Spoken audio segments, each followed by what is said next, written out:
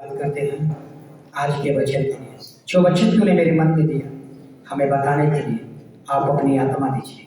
मैं वही बोलूँ जो तू चाहता है, और अभी से लेकर आगे के सारा समय हम तेरे हाथ में सौंपता प्रभु यीशु के पवित्र सामर्थी नाम से मांगता हूँ, आमीन। हालेलुया। तो हर बार मेरी इच्छा होती है अलग अलग वचन को बताने के लिए। हालेलुया। तो पिछला बार याद है किसी को क्या बताए थे हम? शैतान चोरी कर लेता है। शैतान का आक्रमण यीशु पर नहीं था, यीशु के आइडेंटिटी पर था, यीशु के पहचान पर था। हालेलुया। और उसकी पहचान क्या थी कि यीशु परमेश्वर का। और आज दो मैटर पर चर्चा करेंगे, दो चीजों पर आज चर्चा करूंगा। हालेलुया। आपका अगर बच्चा है तो बच्चा को इधर उधर घूमे देंगे तो हमारी दिमाग इधर उधर भटक जाता है, इसलिए आपका बच्चा है अपने पास बैठा कर रखिए। बीच में इधर उधर घूमेंगे, कनेक्शन होता है ना, जिसे टावर से कनेक्शन कट जाता है तो क्या बताता है? Not reachable. कनेक्शन करना नहीं चाहिए। हालेलुया। पवित्र आत्मा से हम लोग कनेक्ट होते हैं। हालेलुया। तो दो चीज का चर्चा करेंगे आज। पहली चर्चा आज करेंगे कि शैतान इतना चतुर है कि कुछ बात, कौन सी ऐसी बातें हैं जो पूरा दुनिया को धोखा में रखा। शैतान कामयाब हो चुका है। हालेलुया। वो चीज को बताएंगे। दूसरा बताएंगे कि यीशु माने पावरफुल व्यक्ति, एक ताकतवर व्यक्ति, हालेलुया, वो सेवक क्यों बना? अगर आपके पास ताकत आए तो हम स्वामी बनने का प्रयास करते हैं, हम रूलिंग करने का ताकत रखते हैं, हम क्या करना चाहते हैं? हम शासक बनने का प्रयास करते हैं। लेकिन यीशु एक पावरफुल व्यक्ति, एक ताकतवर व्यक्ति, हालेलुया, जिसके पास स्वर्ग और पृथ्वी का अधिकार हो, और वैसा व्यक्ति एक दास बनने का चुनाव क्यों किया? आज दो ही चीज पर चर्चा करेंगे। हालेलुया। आधा घंटा इस पर, आधा घंटा इस पर। हालेलुया। तो याद रखिए, शैतान एक चीज को क्या किया है? अंधकार में रखा है, धोखे में रखा है, और उसमें कामयाब हो गया। कौन सी बात में शैतान कामयाब हो गया? हालेलुया। पहली बात, क्या शैतान ऐसा कर सकता है? बिल्कुल करता है। और उसने पहला काम क्या किया? पूरा दुनिया का नंबर 1 धोखेबाज कौन है? शैतान। अगर आप झूठ बोलते हैं, अगर आप चोरी बेईमानी करते हैं, आप नहीं करते हैं, आपको शैतान यहां से करवाता है। और दुनिया का धोखेबाज, नंबर 1 धोखेबाज कहा गया है शैतान को। और एक बात में क्या कि मरने के बाद कोई जीवन नहीं। इसमें क्या हो गया? शैतान लोगों को ही समझाया है, जिसे इजराइल में, यहूदियों में सदुकी, फरीसी, हालेलुया, शास्त्री। तो जो सदुकी थे वो ऐसा ही विश्वास करते थे कि जो जीवन यही है, इसके आगे कोई जीवन नहीं है। तो शैतान क्या करता है? दूसरा कुरिन्थियों निकाल लीजिए 4:4, जल्दी।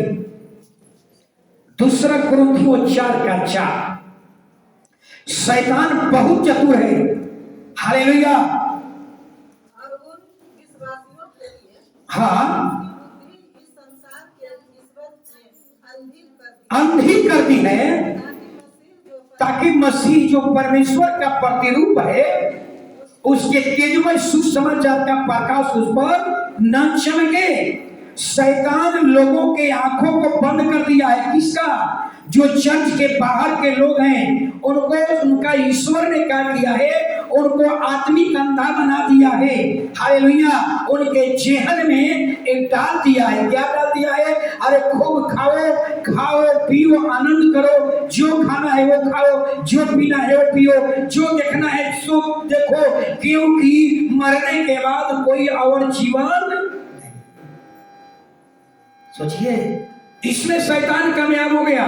खूब खाओ, खूब पियो, आनंद करो, क्योंकि इसके आगे और कोई जीवन नहीं है। जो देखना है देखो, फेसबुक, व्हाट्सएप, यूट्यूब सब देखो, हालेलुया। इसके आगे कोई दुनिया नहीं है, आगे और कोई जीवन नहीं है। यही चीज में शैतान क्या हो गया है, लोगों को, अविश्वासियों को समझाने में कामयाब हो गया है। हालेलुया। दूसरी बात किसमें कामयाब हो गया है, वो संसार के, चर्च के जो बाहर के लोग हैं उसको भी ये बताने में सफल हो गया है कि स्वर्ग और नरक क्या है, यही पृथ्वी पर है। जो अच्छा जीवन जी रहा है वो स्वर्ग है, जो कष्ट में जीवन जी रहा है वो नरक है। इसमें भी शैतान क्या हो गया, कामयाब हो गया। इस समझिए। हालेलुया। अगर थोड़ा समय समझाऊंगा, अगर यही स्वर्ग और नरक होता, हालेलुया, तो यीशु मरने के बाद जिंदा नहीं होते। और यीशु जिंदा हुए, 40 दिन तक पृथ्वी पर है, उठा लिए गए, तो आखिर गए कहां गए, सवाल उठता है ना। गए कहां, जिंदा होने के बाद गए कहां, स्वर्ग उठा लिए गए। हालेलुया। इसका मतलब अगर यीशु जिंदा नहीं होता तो हम कहते, दावे के साथ कहते कि इसके आगे और कोई जीवन नहीं। यीशु मुर्दा होने के बाद या परम जिंदा हुआ, जिंदा होने के बाद लोगों को बता दिया, हालेलुया, कि इसके आगे और जीवन है। हालेलुया। और स्वर्ग उठा लिया गया। तीसरा शैतान किसमें सफल हो गया है, तीसरा संसार को लोगों में कामयाब हो गया है। मैं कल इसको मनन कर रहा था, जो देता है, जिससे लाभ होता है, वो देवता है। समझिएगा, जो हमें देता है वो देवता है। उसको आराधना करना चाहिए। जैसे वृक्ष हमें फल देता है तो वृक्ष देवता है। गौ दूध देती है तो गौ हमारी माता है। जल, नदी हमें जल देती है तो जल क्या है, देवता है। इसमें भी शैतान क्या हो गया है, किसी का मोबाइल है यहाँ,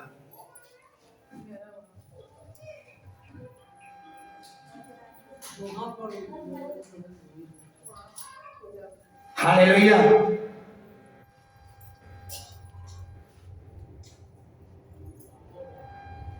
हालेलुया। हालेलुया। घबरा रहा है।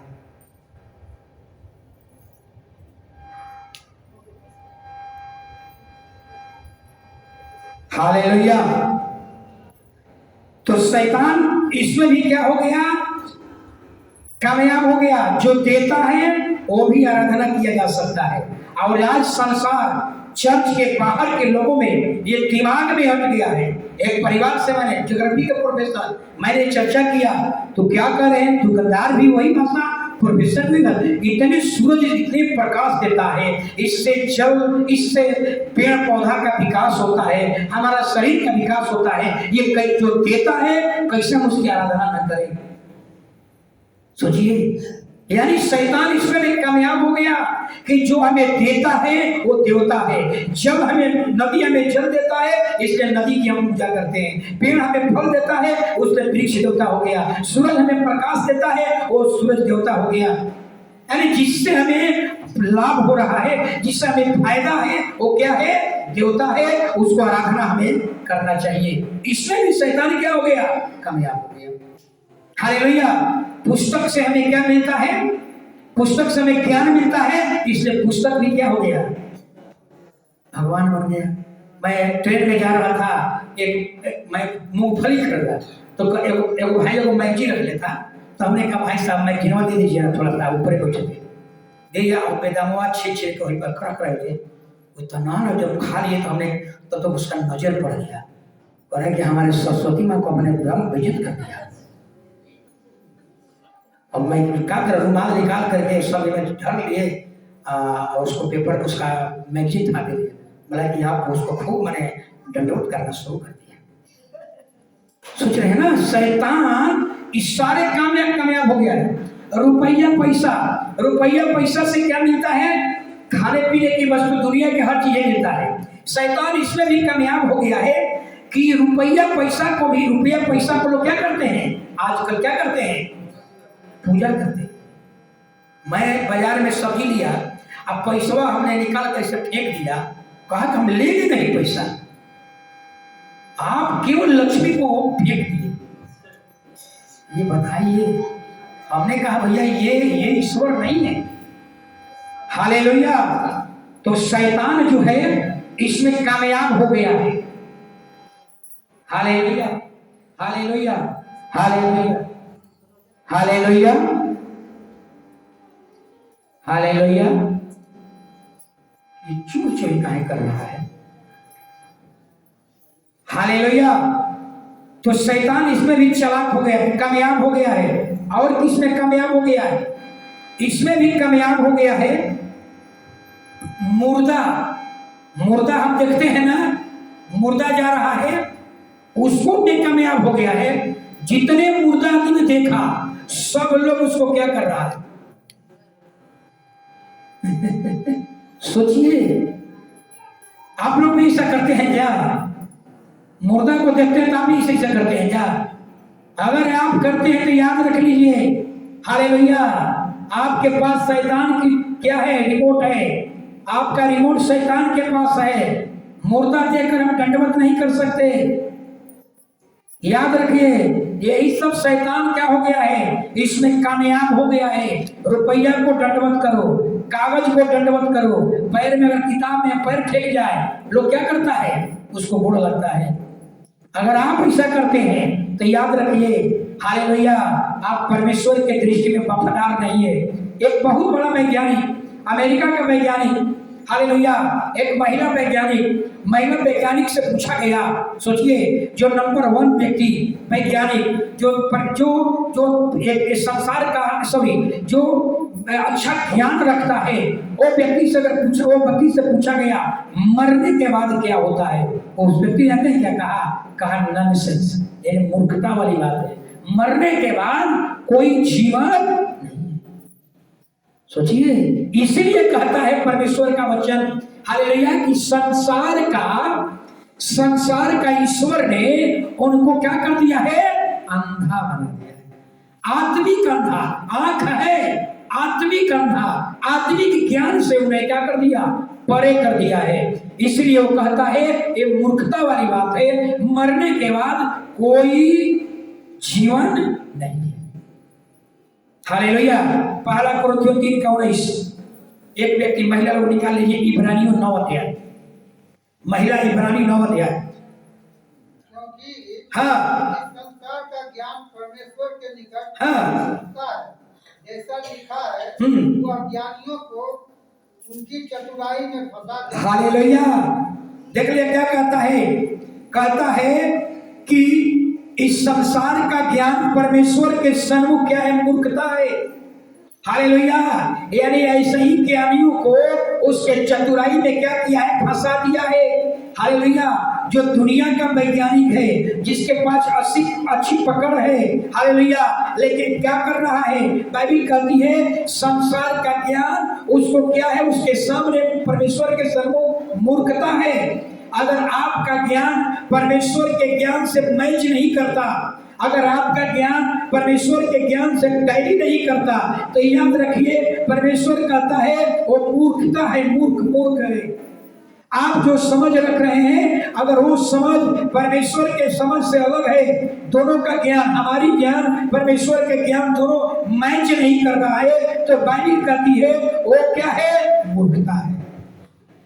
Hallelujah, hallelujah. इसीलिए पर शैतान ने इसमें कामयाब हो गया है कि मरने के बाद और कोई, हालेलुया, जीवन नहीं है। मरने के बाद कुछ भी नहीं होता है। हालेलुया। इब्रानी 9:27 पढ़िए। ऐसा हम लोगों को नहीं समझना है, हम लोगों को कभी नहीं समझना। हम लोगों को समझना है कि यीशु जिंदा हुआ, हम भी जिंदा होंगे। यीशु स्वर्ग गया, हम भी स्वर्ग गए। मर भी जाएंगे तो बाइबल कहती है मुर्दा जिंदा होगा, कब्रिस्तानें खुलेगी। पढ़िए। और जैसे मनुष्यों के लिए हाँ, एक बार मरना, हाँ, और उसके बाद न्याय का होना, हाँ, वैसे ही मसीह भी बहुतों के पापों को उठा हालेलुया। बस देख लीजिए, कहता है कि जैसे मनुष्य को एक ही बार मरना है, सोचिए, यानी मरने के बाद सीधा न्याय सिंहासन के सामने हमारी आत्माएं खड़ी होगी। लेकिन यहाँ कहता है मनुष्यों को एक बार मरना। मनुष्य का मतलब ये नहीं कहता है कि केवल क्रिश्चियन लोगों को, ईसाई लोगों को, ऐसा नहीं, मनुष्यों को मरना, यानी चाहे हिंदू हो, मुस्लिम हो, सिख हो, ईसाई हो, बौद्धिस्ट हो, पारसी हो, जैन हो, सभी को एक ही बार मरना है। और मरने के बाद सारी आत्माएं परमेश्वर के सिंहासन के सामने खड़ी होगी। हालेलुया। और बाइबल कहती है हालेलुया, उस दिन हालेलुया आपके धर्म का और अधर्म का क्या होगा, लेखा देना होगा। आप कितना ईमानदारी से, कितना अच्छा जीवन जिए, या चोरी किया, बेईमानी किया, लोगों को धोखा दिया, निंदा बुराई किया, चोरी व्यभिचार किया, नशा किया, उस दिन सब कुछ आपको कहाँ, परमेश्वर के न्याय सिंहासन के सामने खुल जाएगा। और उस दिन आपका चेहरा क्या हो जाएगा, काला हो जाएगा। सोच लीजिए, आज भले जितना भी पाप कर लो, पास्टर नहीं जान रहे हैं, जितना चोरी कर लो, बेईमानी कर लो, डकैती कर लो, गलत तरीका से धन अर्जित कर लो, आज आप कर लीजिए। लेकिन याद रखिए, जिस दिन जितना आप गलत काम कर रहे हैं, हालेलुया, नकाब पहिर करके ये जो काम कर रहे हैं, लेकिन एक दिन परमेश्वर के सिंहासन के सामने ये सब क्या होगा, ये पर्दा उठ जाएगा। और उस दिन पता चलेगा कि आप नकाब पहिर करके दूसरों को दिखाते थे कि हम मसीही जीवन है, लेकिन आप तो भेड़ नहीं, आप तो बकरी निकले। Hallelujah, hallelujah, hallelujah. इसीलिए हालेलुया बाइबल कहती है, एक और बात, शैतान इसमें भी कामयाब हो गया है। कौन सी बात? देखिएगा कि आदमी जब मरता है तो मरने के बाद उसके चाहने वाले जो होते हैं ना, प्रार्थना करते हैं। कौन सी के लिए प्रार्थना करते हैं? कि उनके आत्मा को शांति मिले। अगर आप ऐसा करते हैं, नहीं, आप ऐसा नहीं कर सकते। अगर ऐसा करते हैं तो ये लूसीफर का काम है, ये परमेश्वर की ओर से नहीं है। मैं बता देता हूँ, संसार में लोग करते हैं कि परमेश्वर ही हमारे जो मरे हुए हैं उनको शांति मिले। याद रखिए, आपके शांति देने से वहां शांति नहीं मिलेगा। समझिए, अगर आपने यीशु को ग्रहण किया हुए है, बपतिस्मा लिए हुए हैं, अगर आपकी मौत हो गई तो कहाँ जाएंगे? स्वर्ग में शांति, स्वयं आपको शांति मिलेगा। लेकिन अगर आप बपतिस्मा नहीं लिए हुए हैं, पाप का जीवन जी रहे हैं, अगर आप मर जाते हैं तो आपके लिए कहाँ जाना होगा? नरक में जाना होगा। और नरक में आपको तड़प तड़प कर मरना है। आपकी शांति देने से वहां शांति नहीं मिलेगी। इसलिए हम ऐसा नहीं कर सकते, कभी ऐसा नहीं कर सकते कि मरे हुए को शांति मिले। नहीं जी, अगर मसीही में कोई मरा हुआ है तो हम ऑलरेडी उसको शांति पा लिया। कहाँ चल गया? स्वर्ग में। तो ये भी शैतान जो है संसार के लोगों में क्या कर दिया, ऐसा डाल दिया है। हालेलुया, इससे भी शैतान क्या हो गया? कामयाब हो गया। हालेलुया, बाइबल बताती है, एक और वचन पढ़िए, हालेलुया, यूहन्ना 5:29। कभी भी ऐसा हम नहीं कर सकते हैं कि उसकी आत्मा को शांति मिले। नहीं, अगर मसीह में मरा है तो ऑलरेडी वो परमेश्वर के राज में चला गया। और यहाँ शांति देने से वहां शांति नहीं मिलेगी। भलाई की है, हाँ, जीवन को पुनरुत्थान के लिए जी उठेंगे। हाँ, और जिन्होंने बुराई की है, हाँ, वे दंड के पुनरुत्थान के लिए जी उठेंगे। समझिए, याद रखिएगा, जो व्यक्ति अधर्म में जी रहा है, पाप में जी रहा है, उसका भी पुनरुत्थान होगा, वो भी जी उठेंगे। और जो पवित्र जीवन जी रहा है, दोनों का पुनरुत्थान होगा। जो पाप में जी रहे हैं उनका भी पुनरुत्थान होगा, वो भी जी उठेंगे। और जो पाप में जीवन जी रहा है वो भी जी उठेंगे। हालेलुया, बाइबल कहती है, चाहे वो किसी भी धर्म का क्यों नहीं हो, किसी भी समुदाय का क्यों नहीं हो, क्योंकि न्याय करने वाला कोई दूसरा नहीं मिलेगा, केवल यीशु मसीह मिलेंगे। हालेलुया, सबको सिंहासन के सामने, चाहे वो पापी आत्मा हो चाहे धर्मी आत्मा हो, ये दोनों आत्माएं वहां खड़ी होगी। हालेलुया, और बाइबल में 2 बात लिखा है, 4 बात लिखा हुआ है, जरा समझिएगा। हालेलुया। भेड़ और बकरी, और क्या लिखा हुआ बाइबल में? सूप और चलनी। महिलाएं लोग बताएंगे सूप आप हैं कि चलनी है? पीछे से आवाज नहीं आ रहा है। आप सूप हैं कि चलनी है? अरे भाई, इतना दिन तक चलनी रोज चल रहे हैं, रोज फटक रहे हैं, लेकिन ज्ञान नहीं है कि हम सूप है कि चलनी है। कोई नहीं बोल रहा है। मैं जी सूप है। मैं बता देना चाहता हूं, सुनिए, ये बाइबल में 4 शब्द है। सूप कहाँ रहेंगे? परमेश्वर के राज में। भेड़ कहाँ रहेगी? परमेश्वर के राज में। सूप के बारे में समझ लीजिए। सूप किसको कहा गया है? जो गंदगी को बाहर कर दे, अच्छे चीज को अपने पास रख ले, वो सूप है। सूप से गेहूं लेकर फटकते हैं, गेहूं का गंदगी बाहर हो गया और गेहूं आपके पास रह गया। हालेलुया। जो अच्छाई को अपने पास रख ले और जो गंदगी को, बुराई चीज को अपने जीवन से दूर कर दे, उसको हम लोग सूप कहते हैं। हालेलुया। तो सूप जो होगा परमेश्वर के राज में जाएगा। और चलनी का मतलब क्या है? चलनी का मतलब होता है, चलते हैं आटा ना, तो गंदगी अपने पास रख लेते हैं। अच्छा चीज समझ में आ रहा है लोगों? चलनी चलते हैं ना, तो चलनी में क्या बच जाता है? गंदगी चीज। चोकर गंदा है और अच्छा चीज क्या हुआ? चलनी से बाहर निकल गया। हालेलुया। जो व्यक्ति अभी भी अपने गंदगी को अपने पास रखा है, गंदगी क्या है? लोभ, लालच, ईर्ष्या, डाह, जलन, निंदा, बुराई, खैनी, बीड़ी, पान, मसाला, गुटखा, मदिरा, ताड़ी, चोरी, बेईमानी, धोखा। हालेलुया। ये सब गंदगी है। अगर आपने गंदगी को छिपा करके रखे हैं तो याद रखिए, हम दावे के साथ कहेंगे आप सूप नहीं है, आप क्या हैं? चलनी है। हालेलुया। आप चलनी हैं, और चलनी कभी स्वर्ग में नहीं जाएगी। सूप स्वर्ग में जाएगा, चलनी कभी स्वर्ग में नहीं जाएगी। बाइबल कहती है कि यहाँ पर 2 ही स्थान है, चाहे धर्मी हो अधर्मी हो, केवल 2 ही जगह है। हालेलुया। सूप के लिए स्वर्ग और चलनी के लिए नरक। भेड़ के लिए स्वर्ग और बकरी के लिए नरक। हालेलुया। तो वैसा ही भेड़ के भी बारे में आप थोड़ा समझ लीजिए।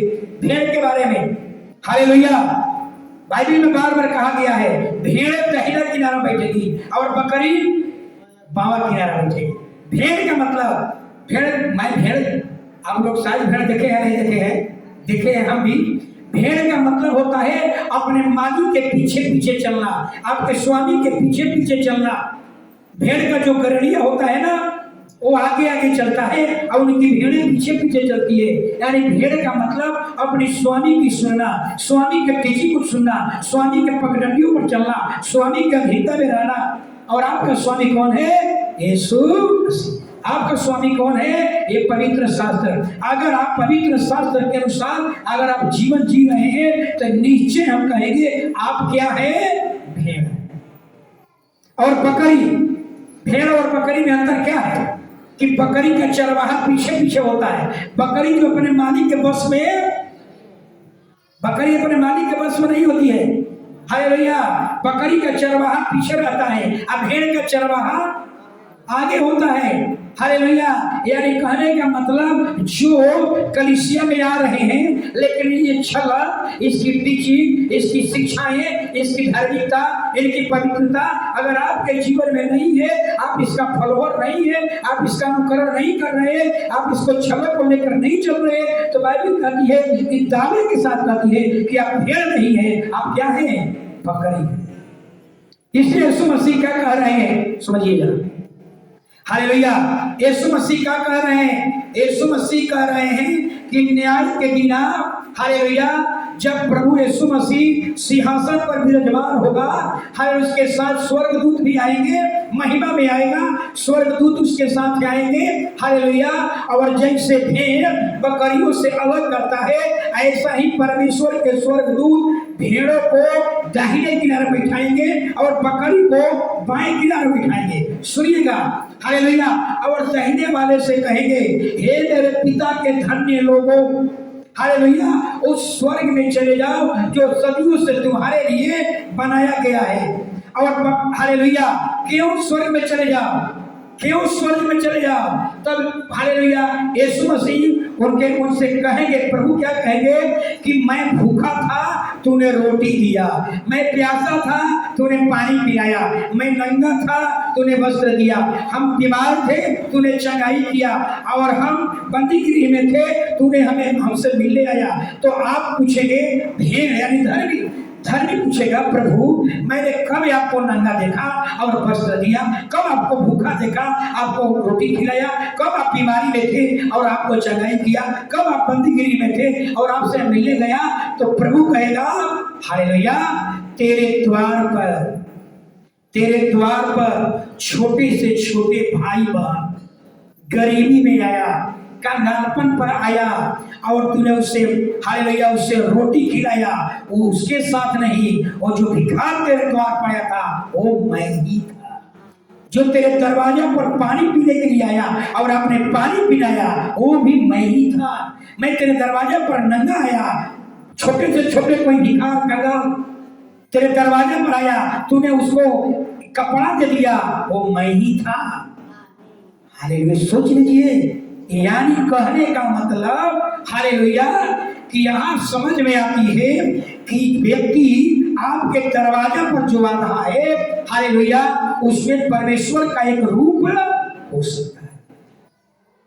और बकरी से कहेंगे, हे शैतान के लोगों, हे दुष्ट लोगों, उस आग के कुंड में चले जाओ जो नरक है कहलाता है, उसमें हम सदा काल के लिए उसमें चले जाओ। हालेलुया, पूछेंगे क्यों? तो प्रभु कहेगा, तेरे दरवाजा पर मैं गया, भूखे गया, तूने रोटी नहीं खिलाई, मैं नंगा गया, तूने वस्त्र नहीं दिया, बीमारी में थे तूने चंगाई नहीं दिया, हालेलुया, और बंदीगृह में था तूने हमसे मिलने नहीं आया। तो कहेंगे, बकरी पूछेगी, प्रभु मैंने कब आपको भूखा देखा और रोटी नहीं खिलाया? तो प्रभु कहता है, जो तेरे दरवाजे पर आया, गरीब आया, कंगाल आया, भूखा आया, प्यासा आया, नंगा आया, हालेलुया, बीमारी में आया, अगर उसको आपने रोटी नहीं दिया, आपने उसे पानी नहीं दिया, उसको चंगाई नहीं दिया, आपने उससे मिलने नहीं गया, तो वो उसके साथ नहीं, वो मैं ही। आप समझ में आ रहा है ना भाई? कई बार बताया हूँ आप लोगों को, दरवाजा पर आया हुआ भिखारी अगर रुपया पैसा मांगता है तो उसके लिए कोई जरूरी नहीं है, लेकिन जो वास्तव में भिखारी है, वास्तव में कंगाल है, तो मैं यही कहता हूँ, उसको घर में बुलाइए, कुर्सी पर बैठाइए, और दलमूट है, बिस्कुट है, अगर घर में मिठाई है, लेकर उसको नाश्ता कराइए, कहिए कि 2 रोटी या दाल रोटी सब्जी खा करके जाइए। जब परमेश्वर स्वर्ग से देखेगा तो कितना आनंदित होगा, हालेलुया, कि परमेश्वर को ऐसा ही लोग चाहिए। और कहिए, उस कंगाल से कहिए कि देखिए, मैं जो आपको इज्जत सत्कार कर रहा हूँ, हालेलुया, अगर मैं संसार में होता तो हम आपको घर के अंदर आने नहीं देते, लेकिन प्रभु यीशु ने हमें हालेलुया अनुग्रह दिया है। ये प्रभु यीशु ने हमसे इतना मोहब्बत किया है, यीशु का ये प्रेम को हम क्या कर रहे हैं, दिखा रहे हैं। समझिए, तब उसको भी लगेगा कि यीशु से मोहब्बत करने वाला का दिल कितना बड़ा होता है। मैंने बताया था कि क्या चेन्नई से 30 रोटी में आया था, और उन लोगों को सबको ठेला लाके रिक्शा से भेज दिया, और सब वहाँ पहुँच गया। जब सब लोग पहुँच गए तो खाना कहेंगे, खाना खिलाओ, देखो कह रहा है, इशारा कर रहा है रिक्शा वाला, 4 या 5 को रिक्शा वाला को चलता आया था, इशारा कर रहा है, माने ये अब नहीं मिलेगा, आप भोजन कर रहे हैं ना, मछली बन रहा, मछली था, मछली चावल, तो इशारा कर रहा है कि ये जो है अब नहीं मिलेगा। हम तो समझ गए, हम तो बिहार के रहने वाले, वो लोग मद्रासी थे, हम तो समझ गए, और खाना सबको खिला करके एक बाद रामू से बोले, रामू इंचार्ज था, रामू ने बोले, रामू मास्टर, इन लोगों को पैसा जो 2500 रुपया, कोई 200 रुपया में तय हुआ है, सभी को 25-25 रुपए दिए, एक एक किताब धराए। कहता है कि वाह, ये पृथ्वी पर भी धर्मी लोग हैं। हमने कहा धर्मी वो है जो जीसस को मानता है। ये है प्रेम यीशु का। अगर आप जिस भिखारी को आदर करेंगे, सामान देंगे, एगो कपड़ा दे देंगे, एगो रुमाल दे दीजिए, गरीब है तो गमछी दे दीजिए, स्वर्ग में परमेश्वर देखेगा कितना आनंदित होगा। क्या कह रहा है? जो गरीब में है, तेरे दरवाजे पर कंगाल बनकर गया, वो मैं ही था। वो आप गरीब को नहीं दे रहे हैं, वो यीशु को आदर कर रहे हैं। हालेलुया। ये आपका कैरेक्टर होना चाहिए, ये आपका स्वभाव होना चाहिए।